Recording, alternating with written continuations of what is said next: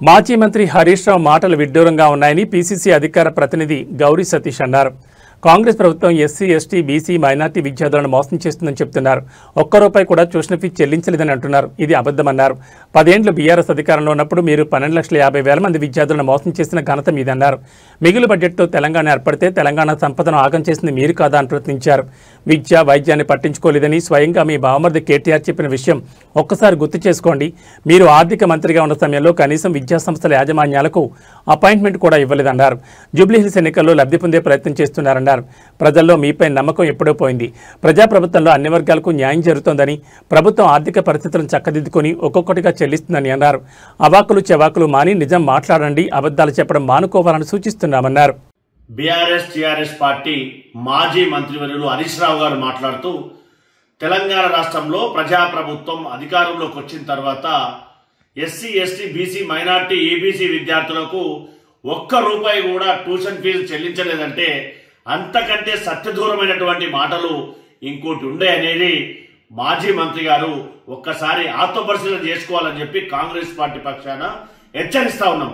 ఎందుకనంటే 2 పర్యాయాలు అధికారంలో మీరు ఉన్నప్పుడు సుమారు 12,50,000 మంది విద్యార్థులను మోసం చేసినటువంటి ఘనత మీది కాదా అని చెప్పి కూడా మీకు సూటిగా ప్రశ్నిస్తా ఉన్నాం. ఎందుకనంటే తెలంగాణ రాష్ట్రంలో సర్ప్లస్ బడ్జెట్తో ప్రారంభమైనటువంటి తెలంగాణ రాష్ట్రాన్ని మీరు విద్యార్థులకు రావాల్సినటువంటి ట్యూషన్ ఫీజులు చెల్లించకుండా ఈ ట్యూషన్ ఫీజు కానీ, ఆరోగ్యశ్రీ కానీ మా ప్రయారిటీ కాదని చెప్పి మీ ప్రియమైన బామ్మర్ చెప్పినటువంటి మాటలు మీకు గుర్తు తెచ్చుకోవాలి.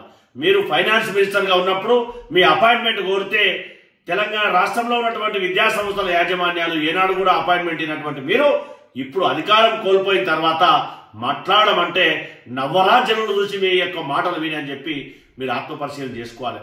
ఇప్పుడు ఎన్నికల ముందు ఈ సమాజాన్ని మభ్యపెట్టి లబ్ధి పొందాలని చూస్తే అవేర్డ్ అయినటువంటి ఈ ప్రజలు ఎప్పుడో యొక్క మీ మాటలు విశ్వసించారని చెప్పి కూడా కాంగ్రెస్ పార్టీ పక్షాన హెచ్చరిస్తా ఉన్నాం.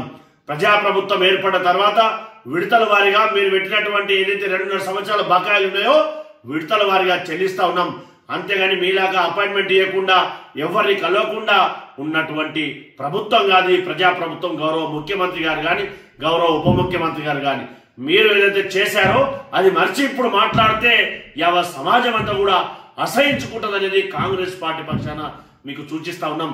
దయచేసి ఇలాంటి అవాకులు చవాకులు అబద్ధాలు మాని నిజాలు ఈ సమాజానికి చెప్పడానికి ప్రయత్నం చేయాలని చెప్పి కాంగ్రెస్ పార్టీ పక్షాన సూచిస్తా ఉన్నాం.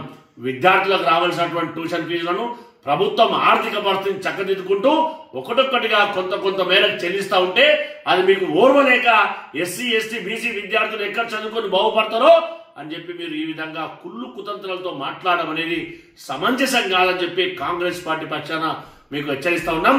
దయచేసి మీరు ఇలాంటి అబద్ధాలు చెప్పడం మానుకోవాలని చెప్పి కాంగ్రెస్ పార్టీ పక్షాన సూచిస్తా ఉన్నాం.